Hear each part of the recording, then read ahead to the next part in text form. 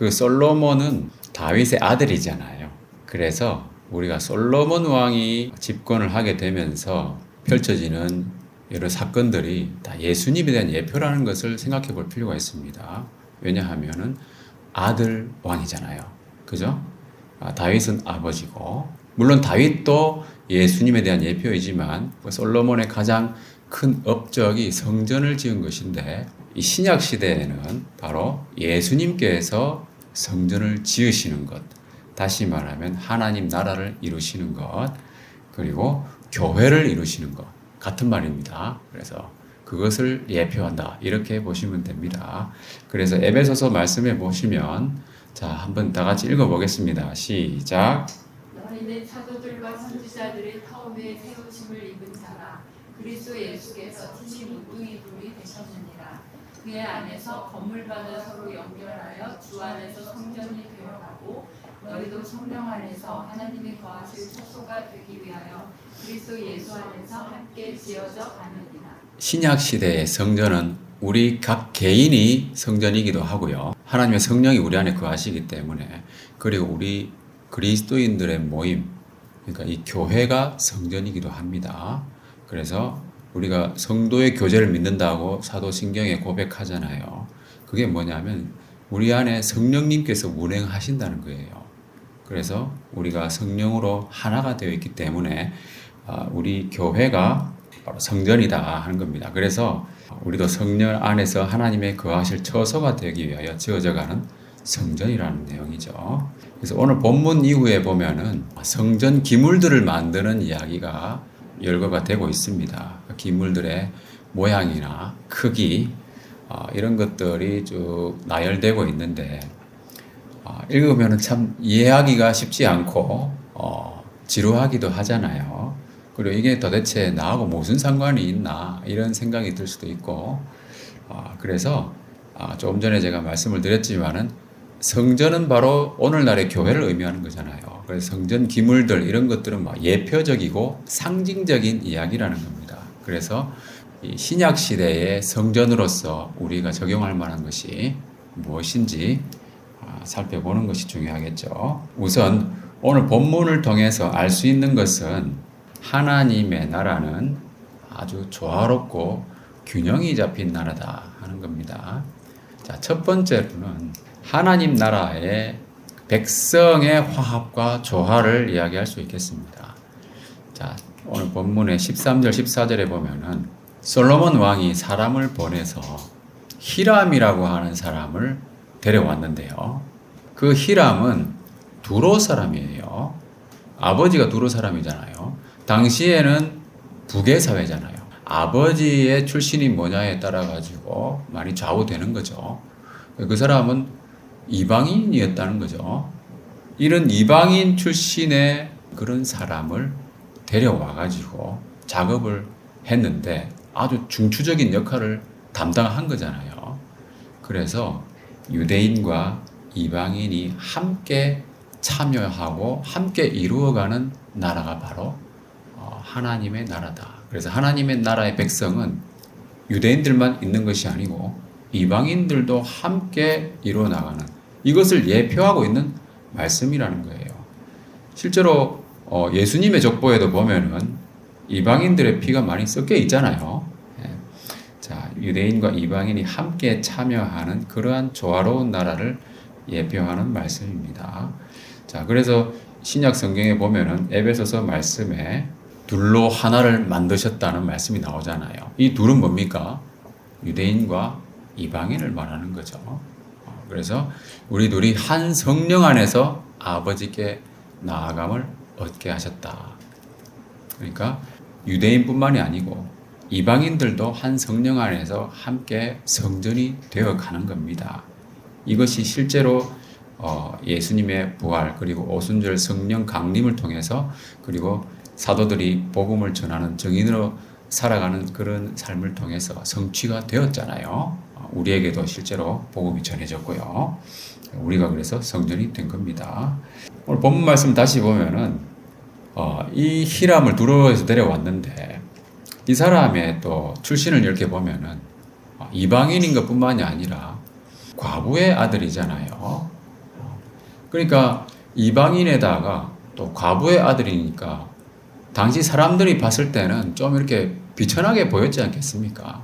예. 그러니까 이 사람이 어디서 살았습니까? 두로에 살았잖아요. 주변에 있는 사람들이 너도 같이 우리 하나님이 택하신 이스라엘 백성이다. 그렇게 인정을 했다면은 두로에 갈 필요가 뭐가 있었겠어요? 두로에 살고 있었다는 말은 어떤 의미에서는 이스라엘 사람들 함께 살다가 쫓겨난 그런 의미도 있다고 볼 수 있는 거예요. 아무튼 이분은 두로에 살던 사람이었다는 거죠. 그런데 이런 사람을 데리고 온 거잖아요. 그 선민 그 의식이 있는 이스라엘 사람들로부터 멸시와 천대를 받는 그런 사람이라 할지라도 하나님의 성전을 이루어가는 데는 그런 제한이 없다는 거죠. 인간적인 제약 조건이라든지 인간적인 관점은 아무런 문제가 되지 않는다는 겁니다. 그래서 에베소서 말씀에도 보면은 뭐라고 나오냐 하면 그때 너희는 육체로는 이방인이요 손으로 육체의 할례를 받은 무리라 칭하는 자들로부터 그러니까 이스라엘 사람들로부터 할례 받지 않은 무리라 칭함을 받는 자들 그죠? 그리스도 밖에 있었고 이스라엘 나라 밖의 사람이다. 그리고 외인이고 소망도 없고 하나님도 없는 자였다. 그러니까 이스라엘로부터는 완전히 배척되고 있던 그런 사람들을 불러서 성전을 짓게 했다는 겁니다. 자, 그래서 우리가 알 수 있는 것은 뭐냐 하면 출신이나 배경과 무관하게 오직 하나님의 은혜로 하나님의 백성이 된다는 겁니다. 이런 것들을 히람을 데려온 사건을 통해서 그죠? 예표하고 있는 거죠. 하나님의 성전이 얼마나 중요한 일입니까? 그죠? 사람들이 생각할 때 이렇게 중요한 일을 하는데 왜 이방인을 데려오나 이렇게 생각될 수도 있잖아요. 그 당시 사람들의 어떤 의식으로는. 그렇지만 하나님께서는 이 성전을 짓는 데 있어가지고 히람을 사용하셨다는 거죠. 하나님이 하시는 것을 누가 막겠습니까? 자, 고린도전서 말씀에 보면은 자, 형제들아 너희를 부르심을 보라. 육체를 따라 지혜로운 자가 많지 않고 능한 자가 많지 않고 문벌 좋은 자가 많지 않다. 이러면서 결국 하나님께서 택하신 사람들은 사람들로부터 멸시를 받는 그런 사람들을 다 택하셔가지고 귀하게 여겨주신다 하는 그런 내용들입니다. 그래서 결국 맨 마지막에 보면 뭐라고 나와 있습니까? 아무 육체도 하나님 앞에서 자랑하지 못하게 하려 하십니다. 결국은 하나님의 은혜로 된다는 거잖아요. 자기가 뭐 잘나서 되는 게 아니라는 거예요. 하나님 나라의 백성이 되는 것은. 그리고 두 번째는요. 내적 거룩함과 외적 생활의 균형을 생각해 볼 수가 있습니다. 금으로 입힌 성전의 내부와 청동으로 만든 외부 기구 좀 다르잖아요. 6장에 보면은 성전 내부를 다 금으로 입혔다고 나옵니다. 그러니까 금이라고 하는 것은 뭡니까? 금속 중에서 가장 귀한 거잖아요. 그죠? 금속 중에서 가장 귀한 겁니다. 왜 귀하냐 하면 금이라고 하는 것은 변하지가 않는 거예요. 녹슬지 않는다는 거예요. 그러니까 예로부터 가장 귀하게 여겨왔고 또 그런 특성 때문에 불멸의 어떤 그 상징으로 많이 생각되는 거잖아요. 그리고 거룩함, 고귀함 이런 상징적인 의미가 있는 귀한 것이 바로 금이죠. 그래서 지금도 뭐 어떤 화폐를 교환할 때 최종적으로 확인될 수 있는 가치는 금으로 확인되잖아요. 예, 그런 것처럼 금이라고 하는 것은 가장 고귀하고 변하지 않는 것이다 하는 겁니다. 그래서 거룩함을 상징한다고 볼 수 있고요.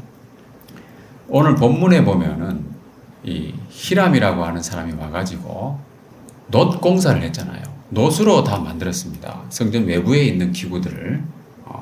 이 놋이라고 하는 것을 원어를 살펴보면은 네호셰트라고 하는 건데 실제적으로 이 놋이라고 하는 것은 구리하고 아연의 합금이잖아요. 그래서 역사적으로는 놋은 그 뒤에 나왔다 이렇게 봅니다. 그래서 이 놋이라고 번역되어 있는 이 네오세트라고 하는 말은 원래는 구리의 의미를 쓰였고요. 나중에는 구리하고 주석하고 섞은 청동을 의미하는 그 경우가 많거든요. 그리고 실제로 부어서 만들 때는 청동으로 만들면은 더 깨끗한 금속이 나오는 거예요. 그래서 일단 구리의 의미는 여러분들 잘 알다시피 우리 여기 문에도 구리판이 있잖아요. 예, 뭡니까? 살균하는 역할을 하잖아요. 예, 그래서 부패를 방지하는 그런 의미가 있고, 그 청동은 또 깨끗하거든요. 구리보다도 좀 더 깨끗한 금속으로 나오다 보니까 깨끗하고 강한, 견고한 그런 상징적인 의미가 있는 금속이라고 볼 수 있습니다. 그래서 성전에서 내부는 금으로 다 이렇게 입혀져 있고 외부 기구들은 노수로 만들었다는 겁니다. 자, 무슨 의미겠습니까? 내적으로는 거룩하고 온유한 심령을 가진 속사람의 그런 모습을 상징한다고 볼 수 있고요. 그리고 외적으로는 적극적인 선행과 또 세속에 물들지 않는 그런 경건한 생활을 의미한다고 볼 수 있는 겁니다. 그래서 야고보서 말씀에도 보면은 진정한 경건이 뭔가 곧 과와 과부를 그 환난 중에 돌보고 또 자기를 지켜서 세속에 물들지 아니하는 것이다 하는 겁니다. 그래서 내적으로도 거룩하고 경건한 삶을 살아야 되겠지만 외적으로도 견고하고, 이 청동이라고 하는 이 금속은 불에도 잘 견디잖아요. 그러니까 어떤 환난을 견디는 힘, 그죠? 견고한 삶, 그리고 부패를 방지하는, 살균의 효과가 있다고 그랬잖아요. 부패를 방지하는 그런 의미들을 생각해 볼 수 있는 거죠.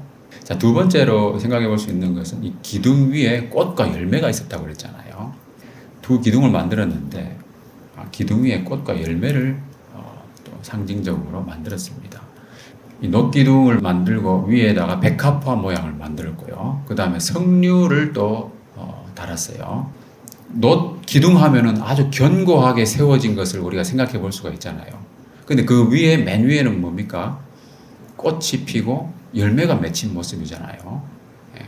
그러니까 견고함과 부드러움을 이야기할 수 있는 겁니다. 그죠? 이 백합화는 순결함을 상징하고요. 석류 열매는 좀 풍요로운 것을 상징을 합니다. 그러면 이 두 가지를 종합해 볼 때 견고하게 세워진 기둥 위에 아름답고 온유하고 순결한 꽃이 피고, 그죠? 풍요로운 열매가 맺히는 거잖아요. 그러면 이것 또한 신앙의 견고한 성장, 그리고 신앙의 열매를 생각해 볼 수 있는 거죠. 열매 맺는 신앙생활입니다, 결국은. 그래서 우리 골로새서 2장 말씀에도 보면은, 자, 우리가 그리스도 안에 뿌리를 박은 이후에 어떻게 해야 됩니까? 그 안에 뿌리를 박은 이후에는 세움을 받아서, 그죠?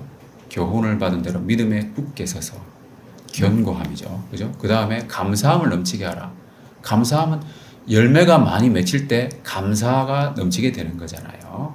그래서 우리가 믿음 안에서 견고하게 신앙이 성장하고 열매 맺는 삶을 상징한다고 볼 수 있는 겁니다.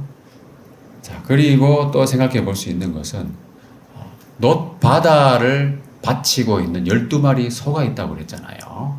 자, 이걸 한번 생각해 보면은 이 바다가 뭡니까, 여러분? 바다는 우리 지구의 70%가 바다잖아요. 그죠? 그 바다하고 똑같은 말이에요. 근데 왜 그렇게 바다라고 했냐 하면은 그 성전 앞에 있는 이 바다라고 하는 커다란 물을 담는 용기가 있었잖아요. 근데 그게 상당히 컸어요. 그렇기 때문에 바다라고 명명을 하고 있는데, 이 바다는 제사장들이 자기 몸을 씻는 데 사용했던 겁니다. 직무상 성결 의식을 행하는 데 필요한 기구였고요. 그렇다면 상징하는 의미가 뭐겠습니까? 그리스도의 보혈로 깨끗하게 되는 것이잖아요. 이 시대, 신약 시대의 제사장은 바로 우리 그리스도인들이잖아요. 그러니까 우리 그리스도인의 매일매일의 삶에서도 항상 예수님의 피로 깨끗함을 입어야 된다. 그런 의미를 이야기하고 있고요. 그리고 밑에 소가 그것을 바치고 있잖아요. 순종과 헌신입니다. 그러니까 소는 항상 일을 하는 역할을 하잖아요. 동물의 힘을 이용해가지고 우리가 일을 많이 시키는데, 소처럼 복음의 말씀에 순종하고 또 3마리씩 사방을 향하고 있잖아요. 외부로 향하고 있는 이 소는 그리스도의 복음의 진리를 전파해 나가는 그런 것을 상징한다고 볼 수 있겠죠. 그러니까 정결한 의식을 통해 가지고 거룩하게 된 제사장은 외부로 확장해 나가야 된다. 복음을 가지고 그런 의미를 지니고 있습니다. 그리고 12지파가 광야 생활할 때 세 지파씩 각 방향별로 그 진을 구성했거든요. 그 당시에 광야 생활할 때는 그 진이 계속 이동했잖아요. 그죠? 동적인 의미를 가진다는 거예요. 지금은 가나안에 정착을 했기 때문에 성전이 이동할 필요가 없잖아요. 그러니까 예루살렘에다가 성전을 건축하고 고정시킨 상태, 정적인 그런 의미지만은 거기서 지향하는 바는 뭡니까? 이 소가 외부로 향하고 있는 것처럼 동적인 의미를 지닌다는 겁니다. 조금 전에 말씀드린 것처럼 우리가 이제는 이 시대의 제사장들이기 때문에 복음을 전파하는 역할을 하는 거잖아요. 우리가 제사장들이라고 하는 것은 정적인 역할도 있지만 동적인 의미도 있다. 그래서 사도행전 말씀에 성령이 임하시기 전까지는 마가의 다락방에 모여 있잖아요. 정적인 모습입니다. 그죠? 그렇지만 성령을 받은 이후에는 어떻게 됩니까? 권능을 받은 이후에는 역동적으로 복음을 전하는 생활을 하게 된다는 거죠. 그게 바로 증인으로서의 생활. 그래서 정적인 신앙생활과 동적인 신앙생활의 균형을 이야기하고 있는 것을 또 우리가 발견할 수가 있는 거죠. 자, 그 다음에 우리가 생각해 볼 수 있는 것은 하나님의 주권적인 역사와 성도의 참여입니다. 자, 우리가 그동안에도 여러 번 이야기했었잖아요. 이 세상의 역사를 이루어가는 것은 하나님의 절대 주권이고요. 그리고 인간의 자유의지가 절묘하게 결합이 되잖아요. 어느 쪽만 있다고 말할 수가 없는 거예요. 이게 참 신학적으로 상당히 논란이 되는 부분이긴 하지만 어느 한쪽을 부정할 수가 없는 겁니다. 이 성전을 짓는데도 마찬가지라는 거예요. 하나님의 주권적인 역사가 있어야 되고 그리고 성도의 참여가 있어야 된다고 하는 거. 조금 전에 우리가 본 말씀처럼 이 기둥이 어떤 역할을 하느냐 한번 보겠습니다. 우리가 보통 기둥 그러면은 건물을 지탱하는 데 많이 쓰는 게 기둥이잖아요. 근데 이 기둥은 그런 기둥이 아니라는 거예요. 그죠? 성전 앞에 세워진 기둥인데 그러면 이 기둥의 목적은 뭡니까? 성전에 들어가는 사람이 보라고 만든 거잖아요. 그러니까 성전에 들어가는 사람들을 위한 겁니다. 그 사람들이 이것을 보면 뭔가 이렇게 떠올리고 그죠? 생각하는 게 있을 거 아닙니까? 기둥이 두 개 있었잖아요. 자, 이스라엘 사람들이 기둥 두 개를 봤을 때 생각나는 게 있을 거 아닙니까? 여러분 기둥 두 개 그러면은 무엇이 생각납니까? 이스라엘이 출애굽을 해가지고 광야 생활을 할 때 불기둥하고 구름 기둥이 있었잖아요. 그죠? 그 기둥은 뭡니까? 민수기 말씀에 나와 있는 것처럼 구름이 떠오를 때 이스라엘이 행진하고 구름이 머무는 곳에 이스라엘이 진을 쳤다. 그게 바로 뭐냐 하면 여호와의 명령을 따라 행진하고 명령을 따라 진을 친다. 그것이 이틀이든지 한 달이든지 1년이든지 상관이 없다는 거예요. 기간이 정해져 있지 않다는 겁니다. 그리고 그 기간을 내가 모른다는 거잖아요. 언제 구름이 떠오를지 모른다는 거예요. 그래서 항상 구름을 바라봐야 되는 거겠죠. 또 올라가고 있는데 가만히 있으면 안 되잖아요. 그러니까 항상 하나님을 바라봐야 된다는 거예요. 그런 것들을 상징하는 거예요. 성전을 들어가는 사람들이 우리는 하나님을 바라봐야 된다. 그죠? 그래야 이 세상을 살아갈 수가 있다는 겁니다. 그 두 기둥을 세웠는데 이 기둥의 이름을 지금 이야기하자면은 첫 번째 오른쪽에 있는 기둥을 야긴이라고 했어요. 야긴이라고 하는 뜻은 그가 세우리라. 그러니까 하나님이 이 성전을 세운다는 거예요. 그죠? 그리고 보아스라고 하는 말은 그에게 능력이 있다. 이 말이거든요. 이걸 종합하면 뭐겠습니까? 하나님이 세우시고 하나님의 능력이 있으니까 능력의 하나님이 직접 세우시는 성전이라는 겁니다. 자, 우리가 할 수 있는 것이 거의 없다는 거죠. 아예. 하나님이 직접 세우시니까. 이 하나님의 주권으로 이 성전을 세우는데 그럼에도 불구하고 하나님이 이 히람이 가지고 있는 지혜와 총명과 재능을 사용하셨다는 겁니다. 이스라엘 사람들이 열왕기상에 나와 있는 이 부분을 읽을 때 또 생각나는 게 있겠죠. 뭐겠습니까? 히람이라고 하는 사람이 놋과 관련된 일, 청동과 관련된 일을 하기 위해서 왔어요. 와가지고 성전을 세웠습니다. 자기 가지고 있는 지혜와 총명과 재능을 활용해가지고. 자, 근데 이 내용을 딱 읽으면은 이스라엘 사람들은 모세 율법에 익숙해져 있잖아요. 출애굽기에 보면은 성막을 짓는 장면이 나오잖아요. 그때 브살렐이라고 하는 사람이 있었어요. 하나님의 영을 그에게 충만하게 해가지고 하나님께서는 이 브살렐을 통해서 이 일을 하게 하셨다는 겁니다. 성막을 건축하는 그 일을. 근데 여기도 보면은 히람이라고 하는 사람이 나타나가지고 이 일을 했잖아요. 하나님의 주신 능력으로 참여하는 일이라고 볼 수 있습니다. 하나님의 주권적으로 역사하셔가지고 성전을 직접 세우시지만 하나님이 주신 그 능력을 활용해서 하나님께서는 성전을 세우신다는 거예요. 그러니까 성도들도 이 성전에 참여하게 되는 거잖아요. 그게 바로 하나님의 주권과 성도의 참여. 그러니까 하나님이 주신 능력으로 우리가 일을 하게 된다는 겁니다. 자, 이런 의미에서 봤을 때에 하나님이 다 하시는 걸로 알고 있었지만은 그래도 우리가 참여할 수 있다고 하는 것은 뭡니까? 하나님과 함께 일하는 영광을 얻는 거잖아요. 물론 하나님이 주신 그 능력으로 하기는 하지만 우리가 참여한다는 것은 이런 의미가 있다. 자, 여기서 우리가 한 가지 더 생각해 볼 수 있는 것은 뭐냐 하면 브살렐과 히람의 차이점인데요. 자, 어떤 차이가 있는지 한번 여러분 이 말씀을 보시면서 한번 생각해 보면 좋겠어요.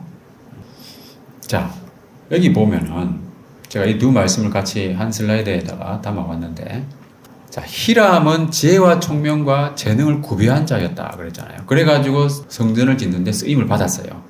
그죠? 근데 브살렐은 어땠다고 했습니까? 하나님의 영을 충만하게 해가지고 그 일을 하게 하셨거든요. 뒤에 나오는 이야기는 비슷하지만은 하나님의 영을 먼저 충만하게 해가지고 지혜와 총명과 지식과 여러 가지 재주 그런 일을 감당할 수 있는 능력을 받았다는 겁니다. 이 두 차이가 뭐냐 하면은 역사적인 배경이나 상황이 다를 수 있다는 겁니다. 그러니까 하나님께서는 어떤 역사적인 배경에 따라 가지고 그 필요에 따라 가지고 하나님이 역사하시는 건데 한번 생각해 보세요. 브살렐이 성막을 지을 때는 출애굽을 한 지 얼마 안 됐잖아요. 애굽 땅에서는 무슨 일을 했습니까? 주로 노예 생활을 하면서 그 막노동을 했잖아요. 말하자면. 예. 그런 상황이었고 실제로 성막을 짓는데 필요한 지식과 기술을 익힐 만한 그런 환경이 잘 아니었지 않겠습니까? 그런데 고대 국가가 형성된 이후에는 문명이 발달한 그런 도시 생활을 하던 사람들에게 있어서는 습득되는 지식이나 기술이 다르겠죠. 그러니까 출애굽한 상태에서는 그 성막을 짓기 위해서 하나님께서 전적으로 역사하셔가지고 지혜와 총명을 막 불어 넣으셔야 되는 거예요. 그러니까 그 화려한 성막을 짓게 되는 거잖아요. 그 조밀하고 정교한 일들을 다 처리하게 되는 겁니다. 그런데 나중에 문명이 발달한 그런 역사적인 배경 속에서 또 자기가 생활하면서 배운 직업적으로 배운 지식과 기술들이 다 있을 수 있잖아요. 근데 그것을 가지고 있는 상태에서 굳이 하나님께서 모든 것을 다 불어 넣으실 필요가 없다는 거예요. 단지 뭡니까? 그 가지고 있는 지식과 기술을 사용할 수 있도록 자기가 하나님께 드리면 된다는 거예요. 그죠? 그러면 하나님께서 기름을 부으셔가지고 성령님의 도우심으로 또 그 일을 하게 된다는 겁니다. 이게 바로 하나님이 전적으로 역사하시는 것과 자기의 재능을 하나님께 드려서 하나님의 기름 부으심을 입는 것. 과정은 약간 다를 수 있지만, 그죠? 역사적인 상황이나 배경이나 어떤 개인적인 여건 이런 것들이 다를 수 있잖아요. 그렇지만 결과는 동일한 겁니다. 그리고 그것이 다 하나님이 주신 거잖아요. 하나님이 전적으로 불어넣은 것도 있지만 히람 같은 경우는 상황과 여건을 하나님이 만들어 주신 거잖아요. 그렇게. 그러니까 자기가 자기 아버지로부터 놋 관련 기술을 배운 거잖아요. 이걸 통해서 우리가 무엇을 알 수 있냐 하면은 지금도 여러분 신학적으로 많이 논쟁이 되는 이야기들 중에 뭐냐면 은사에 관련된 부분이 있어요. 그래서 오순절파가 있고요. 좀 더 온건한 말하자면 개혁주의 학파가 서로 충돌합니다. 거의 평행선을 달리고 있거든요. 뭐가 맞는 건가? 성경에서 이것이다라고 명확하게 이야기를 안 해주고 있거든요. 분명히 두 가지 형태가 다 있습니다. 그렇죠? 그런데 역사적인 상황과 여건을 우리가 고려해 볼 필요가 있다는 거예요. 그렇잖아요. 부살렐의 경우에는 출애굽한 이후에 하나님이 정말로 전적으로 역사하실 필요가 있었다는 거고, 오순절파에 해당되지 않겠습니까? 오순절에 하나님의 성령이 내리셔가지고 성령의 말하게 하심을 따라서 방언도 하고요. 그 방언의 의미도 좀 나중에 좀 더 우리가 이야기하겠지만은 하나님의 그 놀라운 역사가 있었다는 거죠. 그런데 히람은 어떻습니까? 그런 것보다는 자기가 평소에 배우고 익힌 지식과 기술을 하나님께 드렸다는 거예요. 그죠? 하나님의 성전을 짓는데 참여했다는 겁니다. 성령의 은사 그러면 여러분 생각나는 말씀이 뭡니까? 주로 사람들은 고린도전서 말씀들을 많이 이야기합니다. 그죠? 자, 그런데 로마서에 보면은 이런 말씀이 있습니다. 그죠? 다 같이 한번 읽어보겠습니다. 시작.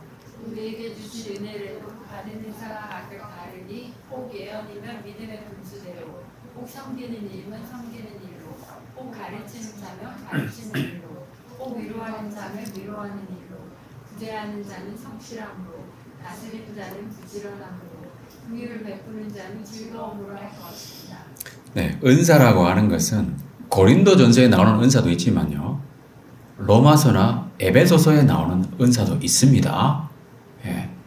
그래서 그 상황과 여건, 역사적인 배경 이런 것들을 통해서 하나님께서 하나님의 뜻대로 역사하시는 거예요. 우리가 무조건 이게 맞다, 저게 맞다라고 말할 수 있는 게 아니라는 겁니다. 왜냐하면 히람과 부살렐의 차이가 있잖아요. 그걸 우리가 음미해 본다면은 분명히 지금 시대에 필요한 은사는 과연 무엇인가 하는 겁니다.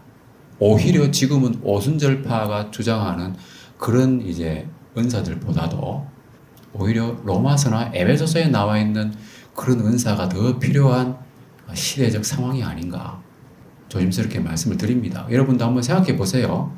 물론 그 사람에 따라서 하나님께서 어떻게 역사하시는지는 우리가 임의로 판단할 수는 없는 거예요. 그렇지만 그 은사에 대한 이야기가 나올 때 방언을 많이 이야기하는 경우가 있잖아요. 근데 고린도전서에도 보면은 방언 목록은 맨 마지막에 나와요. 그걸 알아야 됩니다. 제일 먼저 나오는 것은 지식의 말씀, 말씀의 은사가 먼저 나오는 거예요. 그런 것들을 여러분들이 항상 생각해 볼 필요가 있어요. 그리고 그 이야기는 우리가 다음에 또 그런 은사 관련된 이야기를 좀 더 집중적으로 하게 될 기회가 있을 거예요. 자, 아무튼 은사라고 하는 것은 하나님의 선물입니다. 예, 선물이기 때문에 내가 가지고 있는 거, 내가 잘하는 거, 내가 잘나서 그게 된 게 아니라는 거예요. 하나님이 주신 재능과 달란트입니다. 그것을 가장 가치 있게 발휘가 되게 하려면 어떻게 됩니까? 하나님께 드려야 된다는 거예요. 하나님 성전을 건축하는데 히람은 드렸잖아요. 그래서 그 가치가 가장 크게 인정이 된 겁니다. 그죠? 그래서 성경에 기록됐잖아요. 그죠? 히람이 성전을 안 지었으면은 아무리 자기가 재주가 좋아도 성경에 기록되지 않았겠죠. 그 이름은 아마 묻혀졌을 거예요. 세상에 똑똑하고 재주가 많은 천재들이 얼마나 많습니까? 그죠? 자, 말씀 마무리하겠습니다. 자, 바다의 이미지를 한번 생각해 볼 필요가 있어요. 바다는 뭡니까, 여러분? 바다는 우리말로는 바다잖아요. 그죠? 다 받아주는 거예요. 맞습니까? 다 용납하는 거예요. 땅에 있는 모든 찌꺼기들, 더러운 것들 다 바다로 흘러 들어가잖아요. 그러면서 바다는 다 그걸 정화합니다. 지금은 그게 너무 많아가지고 바다도 좀 많이 오염되고 있지만 그래도 바다는 바다인 거죠. 그리고 바다는 물이 많잖아요. 생명의 근원입니다. 그리고 우리가 높이를 이야기할 때 항상 해발을 이야기하잖아요. 해수면으로부터 몇 미터. 그러니까 바다는 가장 낮은 곳에 있는 게 바다예요. 그죠? 물이 낮은 데로 계속 흐르니까. 그러니까 이 바다라고 하는 것은 하나님의 크신 사랑과 은혜를 우리가 생각해 볼 수 있는 거예요. 우리가 어떤 모습이든지가 하나님께서 우리를 다 받아주시잖아요. 그죠? 예수님 믿기만 하면은 우리가 어떤 모습이든지 하나님은 우리를 받아주십니다. 그러니까 이 바다를 짊어지고 있는 소.